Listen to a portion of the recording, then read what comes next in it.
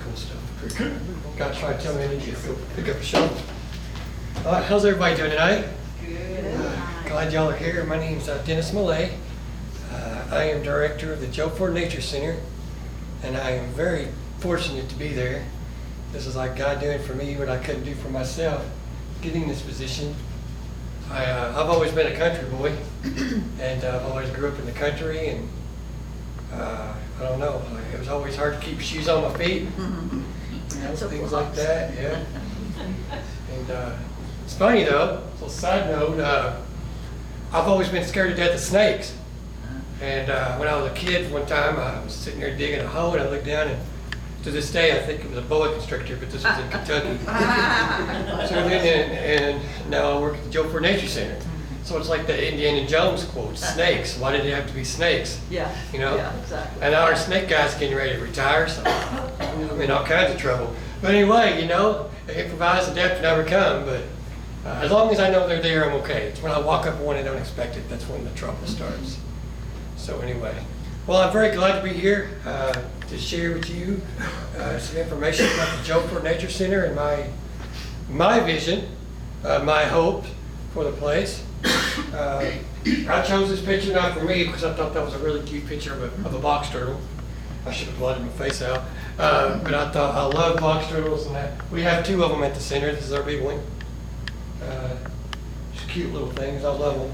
They have legs, so I'm not scared of them. So, I don't know. Anyway, I got problems, but I wanted to start this off by sharing our mission statement because that's why I'm there, and this is why I'm here tonight.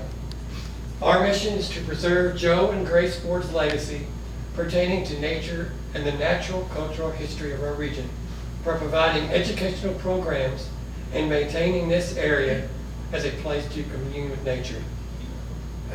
When I think of this area, I think of the Joe Ford Nature Center, but I also think of Davis County and other places around Davis County in general, because we're very fortunate. We've got a really wonderful park system here. You know, the public parks. Also, for example, there's a place behind OCDC that's a very beautiful nature trail. I love it out there. And that is such a treasure for us to have that. I'll tell you, sometimes I believe people take it for granted. I don't think they recognize. For example, the Greenbelt.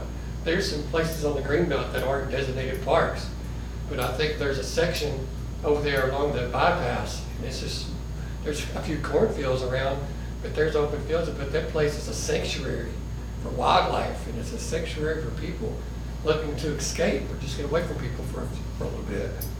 You know, so I highly promote getting out there and being a part of that. When I first saw this mission statement, you know, I saw the word commune, and the first thing that came out of my mind, why didn't they just say connect with nature? But you know, I think the word commune is such a much more powerful word, and I think the person that chose to use that word was very wise. You know, some people, when they hear the word commune with nature, that might mean, oh, I'm gonna go out, I'm gonna strip butt naked, I'm gonna run through the woods, okay? I wouldn't recommend doing that at the nature center. Okay, you might get the law caught on you. Okay, I've done it a couple of times. I did it Saturday morning. Not with the guy running butt naked through the woods, but I had 2-3 teenagers on a golf cart on our nature trails. I didn't more or less call the law on them. I was worried about their parents coming over and starting something, because some kids can do no wrong, even when they're riding on your bridges and trails and things like that, you know. So anyway, I handled that. But when I think of communing with nature, and this was something I shared in my last nature notes, it's connecting on a level, it's like a whole other level rather than just going and just walking to get exercise. It's actually taking the time to experience nature with all of your senses, almost spiritually. And I truly mean that on a spiritual level. Sometimes people get offended when you say something like that. I find a difference between spirituality and religion. But for me, when I'm in nature, it's like I am connected spiritually with those things around me. Now, how did that start with me? Well, it started with this man, his wife. I can figure out how to use this computer. I started with Joe Ford and continued with Grace. My first connection with Joe Ford was when my dad would take me every weekend to the Owensboro Science Museum. And this was in the day when you could drop your kid off and let him ride. All right? I guarantee I went there every other weekend. All right? Same thing was there every time, but still. It was just a science museum. And I loved science, I loved dinosaurs, I loved all that. And so that's when I first met Joe Ford. All right? He was, he was that person I looked up to because he had the snakes, he knew something about dinosaurs, he was interested in Native Americans. And my dad was very interested in Native Americans. So anytime my dad would find an artifact or something over an island along the Green River, he'd take it to Joe. Of course, he'd lug me with him, So that's how I got to know Joe. And one thing I remember about Joe and Grace both was they were both very homely. It was like they didn't wear a title. Yes, Joe Ford was a naturalist, all right, but he wasn't naturalist Joe Ford. He was Joe Ford the naturalist. And that speaks on so many levels to me. Because it's like when I tell people I work at the Joe Ford Center, it's like I don't want to say I'm the director, I am, but I don't want people to think I wear the title. I see myself in service to the community. My job is to carry out our mission.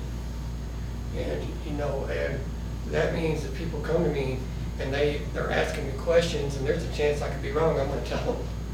We had a guy come the other day, he had this type of seed, and I didn't recognize it. And I said, this is either two things. It's a milkweed pod or it belongs to the magnolia family. And he stated that he had found it in the city and it was the only one around. And I said, sometimes in the city people buy plants that don't necessarily belong in this area, but they like them because they're pretty, And it turned to find out, I said, hey, I'm going to recommend you go to somebody that's got a degree in that area. And that's what he did. He took it to Ms. Hofsinger, and the Hofsinger down at the Extension Agency, she was able to identify it. It wasn't magnolias. All right. I have no problem with that. I'm grateful, again, have people like that in the community that I can work with to help me understand, because that's a learning opportunity for me. I am a lifelong learner, and I know that's how Grace, that's how they saw themselves. Grace was a school teacher, and you cannot call yourself a school teacher unless you identify yourself as a lifelong learner. That's my thoughts, that's my opinion, but I truly believe that. Of course, Joe is famous for his snakes. I remember one time Joe Ford was, they were showing Indiana Jones down the River Park Center down here, and Joe was at the river park, and he had his snakes.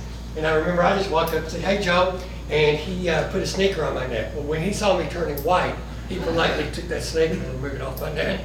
And I said, please do me a favor. I said, please prove you again, give permission first, okay? And he just laughed. I remember him smiling, just having a good old laugh over that. I didn't think it was too funny. But I went to Brescia University, and I remember when Joe moved his collection to Brescia, and I was asked to be on the board. Well, sometimes, especially when we're younger, we say we want to be a part of something, but we're not ready to be leaders yet. Well, that was kind of one of those moments for me, as I was kind of ready for the title, and I was ready to do big things, but I wasn't mature enough yet. All right. So I got involved, and they were looking to move somewhere else. Brescia University was very kind to let them move the collection there, and it was a very safe area. But when you think of Joe Ford and Grace, and you think about his legacy, you don't think about it being somewhere in the basement. Okay, so there was talk with board members then about where we could go. And I remember I just briefly said something, I'm like, there's some park named the Joe Ford Park down there in the 60. They were like, huh? What? Oh yeah. And I remember we met out there one Saturday, and that place, it was like the Amazonian rainforest. That place had sat derelict for many years. The building is made of concrete, so the building is in great shape. It would take a tank or bulldozer to bust that place down. But the property hadn't been cared for in a while. The building was just used as storage by the city. And I remember they made a decision to move down there, and I was so grateful to be a part of that. This was back 2010, 2011. I remember we got there with a bunch of Boy Scouts, cleaned, wanted us cleaning. We had a stack of, we had a stack of trees and stuff. It was crazy, but we got in there, cleared all it out, and I volunteered for Joe Ford for several years. I've always been really fascinated with dinosaurs, So I'd come out and teach about dinosaurs. I did that at Brescia a few times. And we used to have this thing there at the park called Dinosaur Day, and I'm going to briefly talk about that in a minute. I volunteered with that for a while, did that. And I was very grateful to be a part of that. Grace, I always loved Grace. Grace was very, that's the best example. I know my dad volunteered to cook hot dogs here one summer. He said he wouldn't be back, but that was the way Grace was. And you understand, you need those type of leaders sometimes, because I think if it wasn't for that type of leadership, the type of person that Grace was, I don't think would be there today. And I truly believe that. All right, it took that type of leadership. Sometimes it takes people, well, say, all right, this is our vision, and this is what we're going to do, whether you like it or not. And if I offend you, well, my apologies. Get over it. All right? So that's the Grace I remember. The reason I'm sharing this with you is because these are the memories that I have of them, the loving people that they were, their personal mission, and this is the mission that I want to carry out. And again, it goes back to that mission statement. Look at this black and white picture here. I'm not sure that's the 60s, 70s, but you know what? Some things don't change. You know, I've got a picture. We had an event the other night. We have a Snake Man #2.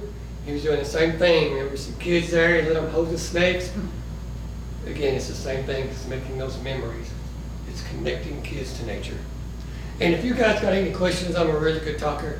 I was told I should have been two things, either a preacher or a politician. I decided to become a teacher, more honest.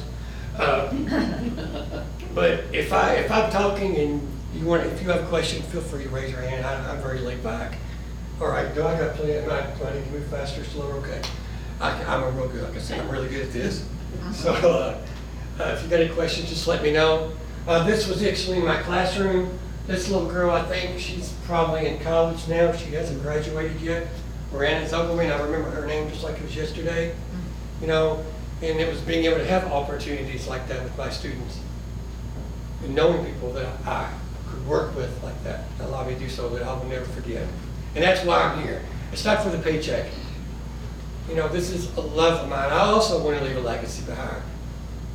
You know, and here we go, that's why I'm here. So, moving on. So, over the last few months, I've worked there now, almost going on, seems like 2 months, maybe a little bit more. I don't remember. I was hired back in the summer. Time flies when you're having fun. And something I've been working on is I've always been personally interested on my own property, and I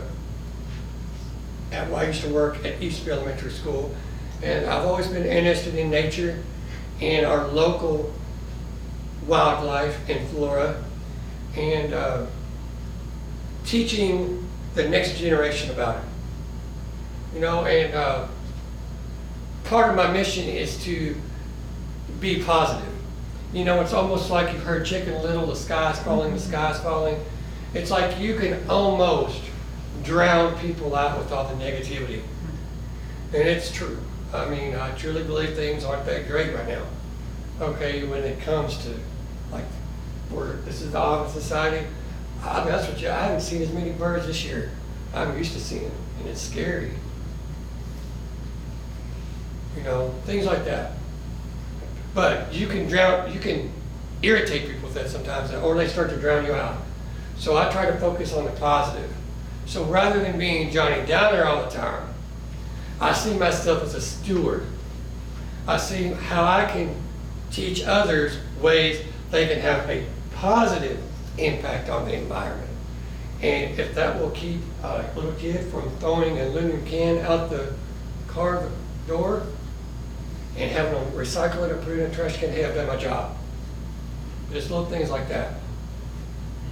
So over the last few months, I've been working at the center, and I've been removing plant species that are either non-native or introduced or invasive. There's really a difference between all those. And when I say non-native, I say plants that were brought here that weren't found originally in Kentucky. Invasive species are plants that will grow here and grow so aggressively they affect biodiversity.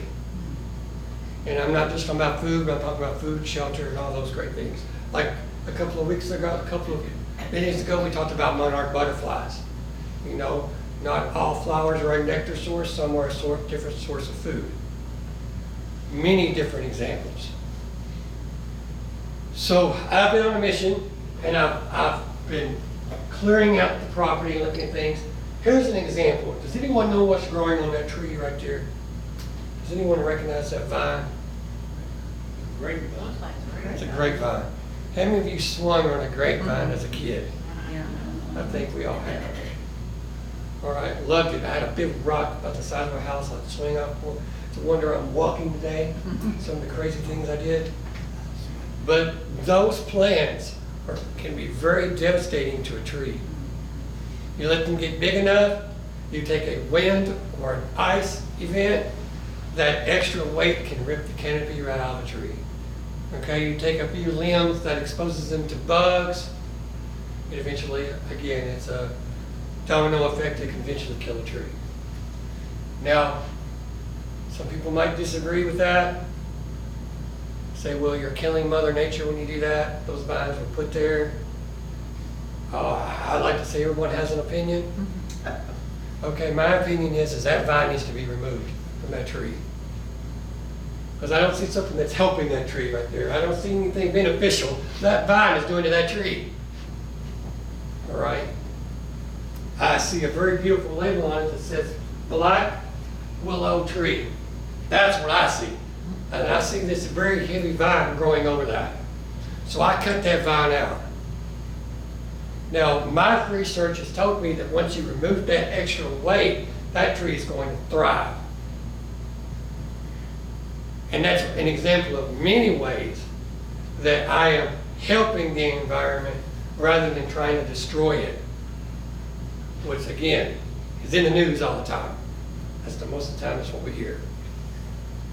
So that's one of the little things I'm doing. Another example is the invasive Japanese honeysuckle. All right, yes, it's a wonderful smell in the early summertime. Yes, it's a pretty white balloon, but that stuff is so aggressive it will absolutely take over an area. And once that bush starts to grow and those leaves start to invade that area, many native wildflowers and other native plants are smothered out. The sunlight cannot reach the ground and they die. And again, that goes back to biodiversity, which means the diverse species in an area. You take away many of those plants, those animals can no longer thrive there. So they have to go somewhere else. So yet another example of me removing something for another task. Now it's good, what do you do once you remove it? Well, then you've got to keep it removed. Because many plants today have a tendency to grow back really fast.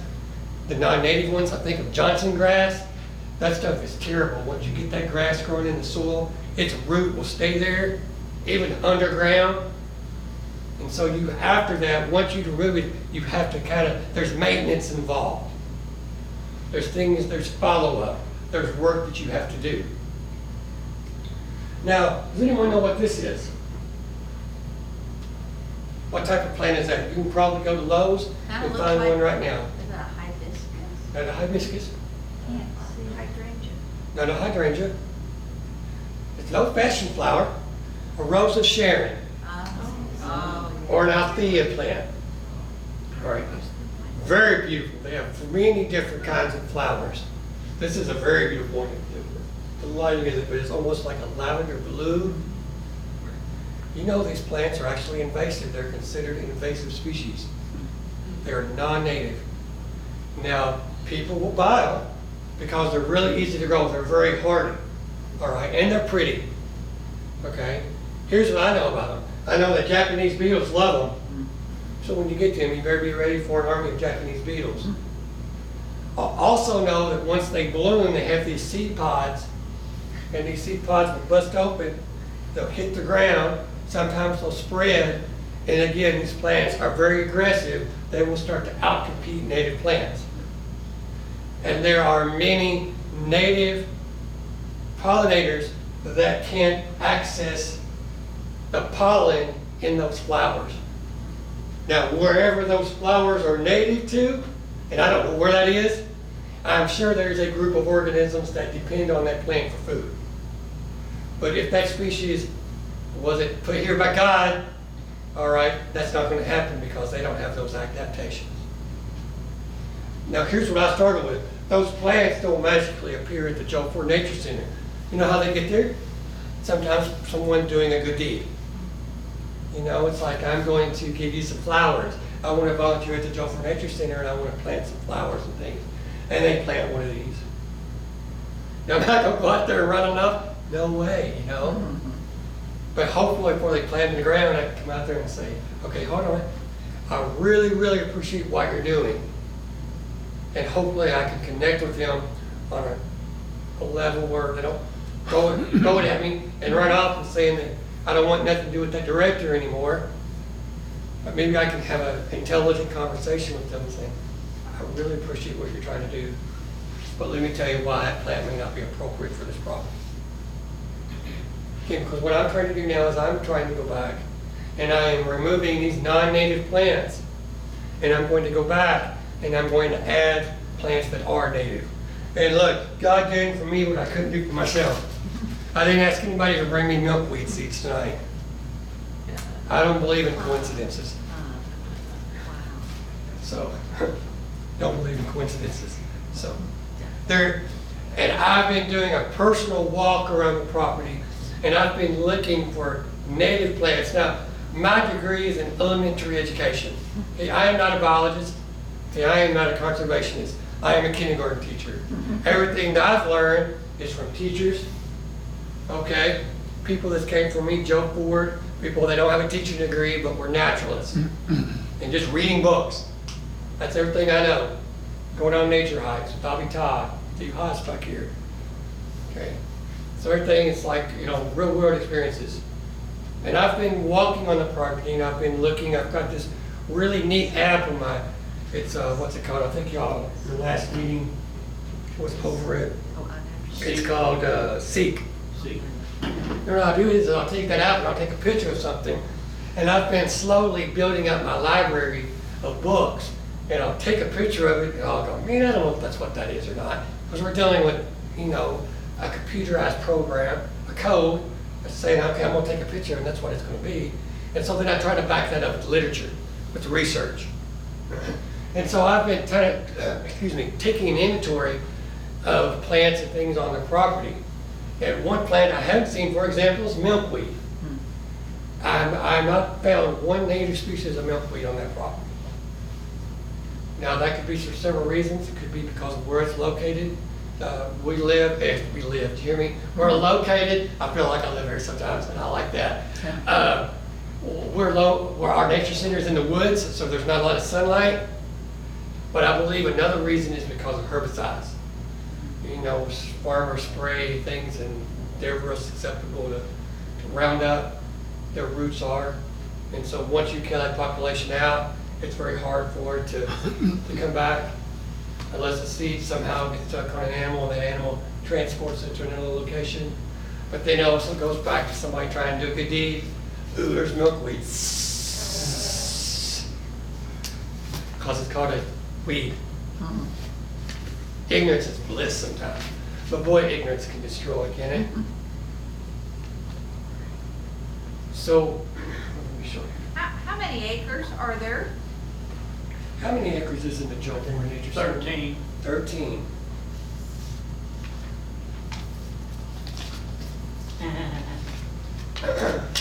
So, I have plans. I have big ideas. I also work with a group of people that have big ideas and big plans. Let me tell you what, a couple of weeks ago, one night, I was 9 years old again. Okay, I am a 42-year-old, 7-year-old, whatever you want to call it. All right, we had this ghost event. There was people dressed up telling the stories of Joe Ford, you know, carrying out that mission. These weren't just random ghost stories. These were stories that Joe wrote about.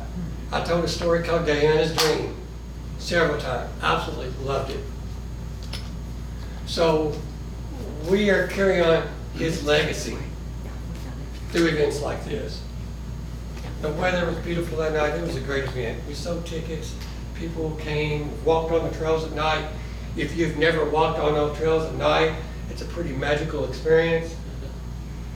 It can be negative, but I've never seen anything really negative. I've been there late a few times, and I've never really seen any problems there, other than a few smart aleck teenagers on a golf cart driving on nature trails. You know, but that was an example I walked into, and I loved it. I also want to share with you some plans I hope I can see into fruition. This weekend, I'm going to work. I've invited, I'm having a wilderness survival camp for pre-adolescents. And the kids are going to come, we're going to learn how to tie knots, we're going to learn shelter making. I'm going to get the snakes out. Jimmy, I'm going to get the snakes out. I am growing. Joe Ford is smiling at me right now. Grace is smiling. I feel the warmth in this room right now. I'm going to get the snakes out and let the kids, and we're going to talk about venomous snakes and non-venomous snakes. It's a way to carry on that mission and that legacy, but thinking outside the box a little bit. Because I don't know of anybody in Davis County that's doing wilderness survival for kids. I think at Yellow Creek Park or at Panther Creek Park, they had an outdoor event a while back, and kids could go camping and things like that. It's thinking outside the box and doing things that normally people don't think about. You know, and there's kids that love that stuff, but there's not an opportunity out there. And so what I did is I put on our Facebook page, I put this little flyer there, and I had some parents. It was like that next day, I had like 3 or 4 mamas being like, listen, my kid's coming. You know, their kids are ready. And this might be, and why do I do it? Because this might be that one moment in this child's life when he grows up. He says, oh man, because I got to tie those knots, I'm going to join the U.S. Army. Or I'm going to be an elementary school teacher. What's wrong with that? You know? You know, that's why I'm doing it. It's for the next generation. Hopefully next year, if I could put it together, if everything works out, I want to bring back Dinosaur Day. I remember when I was a kid, one day out of the year that was bigger than Christmas, Thanksgiving, Halloween, any other holiday was Dinosaur Day at the Owensboro Science Museum. I promise you, those memories are up here. All right, I remember sitting in front of a VCR TV watching a dinosaur documentary that I had watched at home probably 50 million times, but I was going to watch it again just because it was in that science museum. I remember digging in a sandbox and finding a little seashell thinking I found $1 million. You know, just like it was yesterday. And I want to bring that back for another generation. It does have to be special. I mean, you know, we're not going to have giant dinosaur skeletons like they had here. Be cool, you know. You know, that'd be really cool, you know. But it doesn't have to be anything very big and special, you know. Volunteers would be very appreciated, though. The more volunteers, the bigger it could be. So hint, I could do hints too. All right. Works both ways, bub. All right. So that's right. But you know, I don't know. I'm really looking forward to things like that. Now, what's this last thing? I'm not going to tell you. I threw this up here for a reason. I haven't shared this with my board yet, so this might be whacked down. But I'm going to promote it in a positive manner. Now, I'll give you a clue. This is another little thing I want to do, and it involves some very famous books. Because you know, being a school teacher, I think reading is really important. So nature and reading goes hand in hand. All right, and I'm not going to tell you what books this comes from, but I will say a quote. Not all those who wander are lost. And I'm not going to tell you the author who wrote that, but this person is very famous. And I've read one of his books, and I'm also reading a trilogy right now. And I'm going to use this as a way to connect kids with reading and nature and wizards and hobbits. Did I say hobbits? My bad. I just gave it away, didn't I? I can't keep my mouth shut for nothing. I wasn't gonna tell you. All right. So going back, after I removed these species, I didn't make this term up, it's called wildscaping. Because I hope to go back and plant native species. You know, down the road, we've got the botanical garden, and they've got some really pretty flowers there. But again, some of those real pretty flowers don't belong in Kentucky. So my goal is I'm pretty sure they may have some native plants there. But at the native center, I want to focus on the native. What grew there before I came?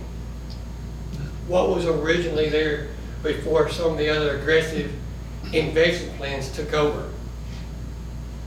And so this is an example. This is the green belt. That is grass over there. This is the road that goes back before they closed it off, which went back to that park, but it's considered part of the green belt now. This is the entrance to our center. This is a pollinator station right here. This is the Joe Ford Nature Building right there. This is before and after. Before, there was a barbed wire fence that runs through the whole length of the wooded property there. I ripped all that out. Growing within that barbed wire was Japanese honeysuckle, going back to the grapevine stem, and just some other stuff that it was growing there, and it will grow there after I'm done, but I'm just going to add some more native flora.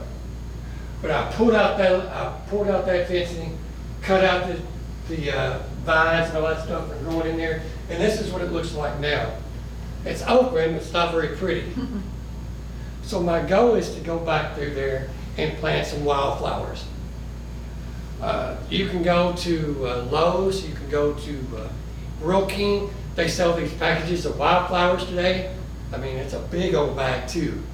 And I've done it for several years, and this stuff will almost grow in gravel. But you just till the soil up, throw it out. And it comes with fertilizer granules in it, and you'd be amazed at all the different types of flowers that will grow. Cosmes, zinnias, sunflowers. I had some sunflowers this summer that were 10 feet tall. Okay, I want us to grow some sunflowers on the property so we can get some goldfinches. See them connected with you guys, don't you like it? All right, I love goldfinches. That's probably my favorite little bird. The little sound they make, beautiful little creatures. All right, I want to bring some of those. That's just an idea. I've also been connecting with some people that work for the Kentucky Department of Fish and Wildlife, and I contacted a lady named Miss Nivison, I can't say her name. It used to be Meryl Carroll Cooper when they had a greenhouse there at the Salina Wildlife Center. She's going to send me some seed and some information on wildflowers. I've also been looking at other landscaping nurseries in this area of the United States that focus on native plants. And so I'd like to bring some native, like some coneflowers, some black-eyed Susans, just plants like that some people consider weeds, but they're actually native flowers. And there's actually, like Roundstone Nursery, it's actually a company that focuses on native plants because there are some outdoorsmen and things that like them because that's what they go back and they've got some farm property and they sow this to attract animals like quail and other game animals, you know. So it's mutually beneficial. So now there's money to be had on it, so there's people out there that do it, you know. So again, I'm trying to make connections. Where was that nursery that was the native plants? Roundstone Nursery. It's out towards Mammoth Cave. It's in Hart County. Hart County. Yeah. I took a tour of that facility. It's really neat. I went there with a group of school teachers, and they've got the special equipment that will harvest the native flora, so then they can go and sell it to other individuals. I'm also, I'm almost like kind of got to do like a little side note here. Because number one, I don't want to get shot. You got to be careful going and digging stuff up. People get angry. But also, it can also have a negative environmental impact. All right. I've been known to go out on the side of the road and dig up plants. Right. Not on people's property. I did get permission. All right. I've never been shot at yet, thank God. All right. But I've went places and dug up milkweed. I've dug up milkweed, the common milkweed, And I've had success with Joe pie weed. And I have found some places in Ohio County where they strip mine, and some places in Muhlenberg County where some of this just grows on the side of the road, and they mow it down every year. So I try to get there where I can still identify it, and I'll go out there and dig up a couple of clumps and bring it back. I had some Joe pine weed I dug up, it was probably about that tall. Because on the side of the road, they never let it grow that tall, because they mow it several times a year. That stuff was that tall. So I've never had success with the orange milkweed, the butterfly milkweed. You know, so you got to be careful with that. You know, again, I'm trying to do a good deed, but you don't go digging everything up, because then you kill out that population. So that's the disclaimer. Don't think, well, I'm trying to do a good deed, I'm not. That goes back to people who don't. Carolyn, What was it? you could give some advice on that. Oh, cool. You can't dig that up. The taproot is about the China, Milkweed, the orange. the orange. That's why. But this past summer, I was able, in a package, seed package, to grow that in my backyard. It was just beautiful. I actually dug some of one time. I dug down low far as I could and transplanted it and grew it. Is that right? Yeah. Ours did too. Ours Yeah, did. it's pretty tough. You don't have to get ours. What was that? What was his name? Ron Roll told me, you're wasting your time. Milkweed keys and queen, right? One of those. Here's my name. Yeah, I've got one. I've got one. He's got one. So this is the last slide, and this is sort of like a side joke, because I really don't think there's anything that's going to be able to be done for this area. But as soon as you drive into our nature center, on the right, we have what was supposed to be or used to be a small pond. All right, it is a desert in the middle of an oasis right now. It will not hold water now. It holds water in the spring. It will hold water part of the summer. Now, it's not right now because it's been so dry. Now, that in itself has its benefits. So it's something called a bioswale, and it's an area that will hold water, but it will allow it to dry over time, but it may stay wet in the springtime, which provides habitat for amphibians. So I'm looking forward to being there in the spring, because I've heard it's a really good time to walk and just listen to the chorus of frogs. Right. But then what happens with this pond later, in the summer, this water becomes stagnated, and there's no fish population in this, and then it becomes a mosquito breeding ground. And we've got mosquitoes that big. That big. I was out there with the guy from Russia several months ago, and I had 3 of them on her, and I did that, and I had blood dripping down. That's how bad they were. Like, did I cut myself? No, it was those mosquitoes. So now, again, I say this is just a dream. This property, this building does not belong to Joe Ford or any of us. This is property of the city. So I just put this out there. They may frown upon it because you know how it is. There's lots of red tape. There's lots of insurance reasons, lots of other reasons. But I'd love to see something done to help this hold water. I'd love to see it turn into a pond. Where you have a pond. I work at Orr, I work at the Nature Center, and I also work in a men's rehabilitation facility.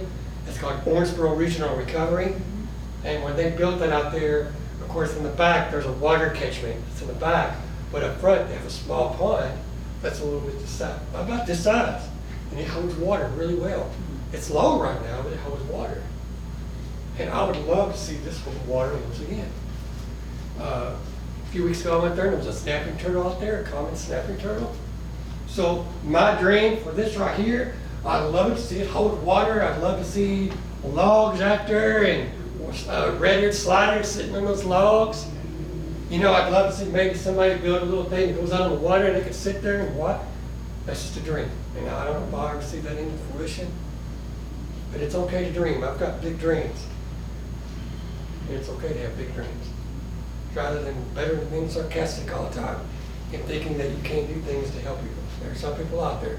Some people are Johnny Downers all the time. I don't have room for people like that. right? But I just want to let you know I'm so grateful to be here tonight. Man, y'all don't know what this means to me, being able to talk, to be a part of this. I was out for a while. I went through some hard times. I lost my dad back in 2013 to a massive heart attack. I was just gone. There was 1 minute, gone the next. Not till after I lost my mom. So it was a very hard time in my life. So this is therapeutic for me. You know, it's like you give yourselves to others, automatically it comes back. It's almost like a spiritual accident. You're selfless and you feel better. Go figure, right? Works out though, it works out, I promise. But I thank you all for having me out. That's all I got. Yes. Hey, Dennis, you know, I support the mission of the Nature Center too. I'm curious, what kind of funding do you get? Does the city provide you any support, or are you running on donations?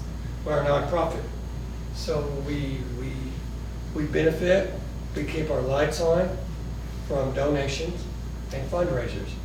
Okay, the ghost event was a fundraiser. I charged money for parents to be able to attend, for their kids to attend this event. Number one, I bought supplies, and you also want a little bit of profit. You know, we gotta pay our light bills. The city is very kind to us. They hardly charge us anything for rent. Our electric bill isn't that. But right, we are a nonprofit. We also benefit through grants. The city, you know, I have opportunities. They said there's money set aside for something. We're talking about thousands of dollars here, but for a $500 project, they're open-minded to things like that. You know, so that's again, it's personal donations. We have people that have set aside money through their parents. You know, legacy fund, I guess you could call it. So there's not consistent city funding, but you have funding I accessible? don't know, we wouldn't, it would be city funding, it wouldn't be city funding, would it? I think that's what you're asking, right? If there was a consistent I don't- annual. It's not that, they do our maintenance, they blow up our trails, they clean our bridges. Yeah. They do anything we ask them to do. We rent the building for $1 a year. They do all the maintenance. They do anything that we ask them to do quickly and readily. So they're very supportive in that way. Absolutely. I went, and the other day, Ross Lee gave me one of Joe Ford's naturalist shirts. The button-up, I don't have it, button-up shirt, still has his name tag on it. I was like, it made its way home. And And I did me one. we did trash for cash. Well, the women of the board did trash for cash. The men rode around in big pickup trucks. Well, one man didn't. The younger men. You gotta live with it. That's right. But we try and get on to every fundraiser. We raised, you know, trash for cash was $700. So, Christmas. and we've got Yeah, into we got Christmas that. lights, and Yeah. we try and do all the fundraisers. We don't, right now, we don't spend a lot. It's all, you know, how can you pay for this? Right now, our internet's terrible where we're located. I like to, you know, people kind of forget technology sometimes. But I think next year in Owensboro, we're having the world's largest geocaching event. And if you have never been geocaching, you are missing a world of fun. And so I am doing some research on creating a Joe Ford geocache. And I'm not just talking about going and finding a plastic box. There's some now that are very technical. And I mean, people take it serious. I've been on the property now several times, and I've had people walking around and trying to find one that's no longer on the property. I had found it several years ago, but it's no longer there. So we're missing that. Somebody over here had a question? Yeah, I have a grandchild, and some of the programs that you're talking about sound great, but I never know about them. How can I keep track of what's being offered and what's available? Well, okay, I'm not a really major funder of social media. This is just my personal opinion. I've been told to promote stuff on TikTok. I don't like to see myself on camera. All right, but that's something I guess I gotta work on. All right, but on Facebook, follow us on Facebook from the Joe Ford Nature Center Facebook page. All right, that's how, now something, this is not good for me, we've got a website, and it's through GoDaddy. Last time I checked, they wanted us to get a new website. They no longer support that site that we're going through. Now we've got to go buy another layout. bunch of, so unfortunately right now I've got to do some work on our website. And I think our hours are off on that. But right now, my main thing is to do the Facebook page. That's how you can find more information. So I've really got to work on our personal website. I called them and they put me on hold the other day for like 20 minutes, and I don't have the patience for that. I've got other In the ones. Davis County Parks Department, they have, A link. does it go on there too? Yes, Yeah. through the Parks Department. The thing I find about them is you got to navigate a little bit. You don't just go to type in the Parks Department, Joe Ford. There's different windows, and some people get frustrated with that. It's because there's different windows you got to click on. But that's right, the Parks Department, under Davis County Parks, has a link to the Joe Ford Nature Center. Why don't you tell them your hours when you're there available? I am there Tuesday through Friday from 3 to 5, and I am there on Saturday mornings from 9 to 1. Those are the hours that I try to be on the property at all times. Just to be there, just to be there. Because again, you never know, somebody might bring something by, and be like, can you tell me what this is? You know, I've been there several times, and parents with the little kids will be on bicycles going down there, like, hey, come on in. You know, things like that. How many bones in a Tyrannosaurus Rex? I have no idea. I thought you were the dinosaur guy. I mean, I am, but I don't know. Do you know how many bones are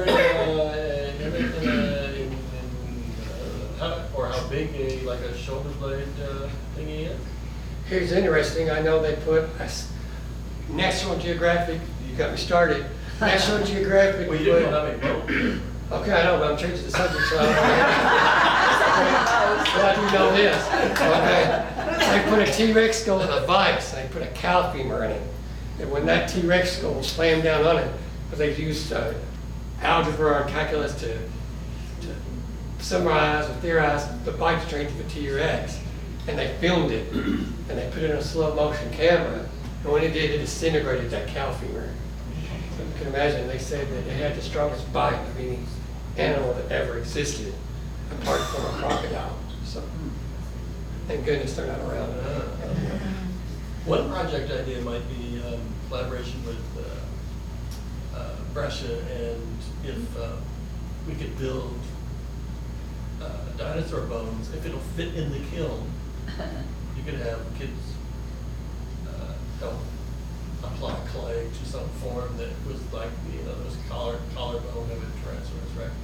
Well, that's funny you said that, because thinking of something like that, remember when Brescia and Ogden made the signs on the green belts about trails, about the birds?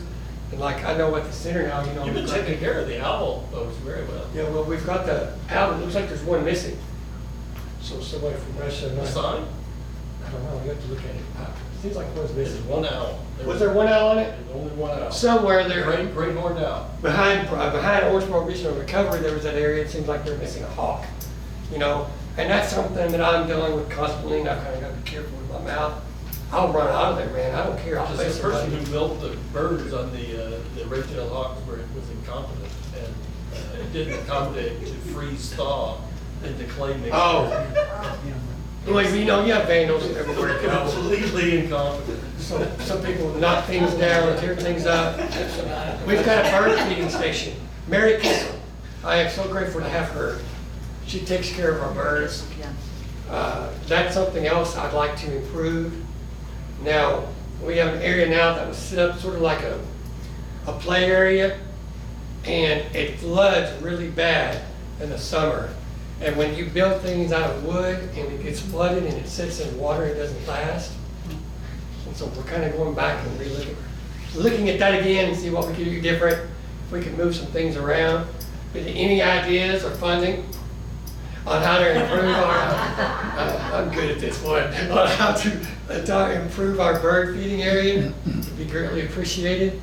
Because again, we've got some titmouses now. I love going out there on a Saturday morning and just hearing those little birds. We've got some little woodpeckers and stuff that come down, sapsuckers. But Mary Kissel does a really good job taking care of that. But I'd like to see that kind of built up. You know, you can always improve everything. Everything can always be better. some people are, so I can't think of some. We some have people- a birdhouse in our house that was donated to us. It is designated for your place. And I think I was supposed to bring it tonight, except Judy, I had to carry all this stuff, and then I forgot about it, but you're gonna get a birdhouse. Great. It says Rock City on it. Cool. It's got 3 big holes, and somebody's gonna have to plug up 2 of them with screen or something, but That would not be native, that would be Tennessee. you can paint over the Rock We City. have signs in our state. Turns out a little longer than tooth Our back. daughter-in-law gave it to us because they had it in eastern Kentucky and they didn't attract any birds there, but they didn't know what to do with it either. So they gave it to us and we have it, and now we don't know what to do with it, so you're gonna get it. Oh, I appreciate it. I know, of course, we got limbs and stuff, so I actively seek young people. It's not as easy for me to bend over like it used to be. And so a young kid that's closer to the ground, picking up sticks and stuff, things like that, is always greatly appreciated. The thing is, like, if you would like to volunteer at the Nature Center, for my personal protection, we have to have people sign a waiver. That's really important because I can get in trouble when I'm pouring over church mouse. So if you try to sue me, you won't get nothing out of me, but I would lose everything I've loved in life. So, we have to ask people if they volunteer to sign a waiver. Yes, ma'am. Could you use another back box? Yes, absolutely. Because we have some kind of box right now, and I'm not sure if it's an owl box, but it fell down. It's a big box, and it's got a big hole in it. I think it was an owl box. But the bottom, it rotted, it dry rotted. So it fell down. So yeah, any chance something like that, I'd look to put up. So the city will give us a ladder to do something like that. So. Wasn't one by the parking lot, was it? I put that one up. Maybe. Big outbox up there. I bet it was. I bet that's the one. I've got it sitting back behind the building right now. The back of it, where it was nailed to the tree or screwed to the tree, it finally just gave out. And that's it. I still got it. It's back here.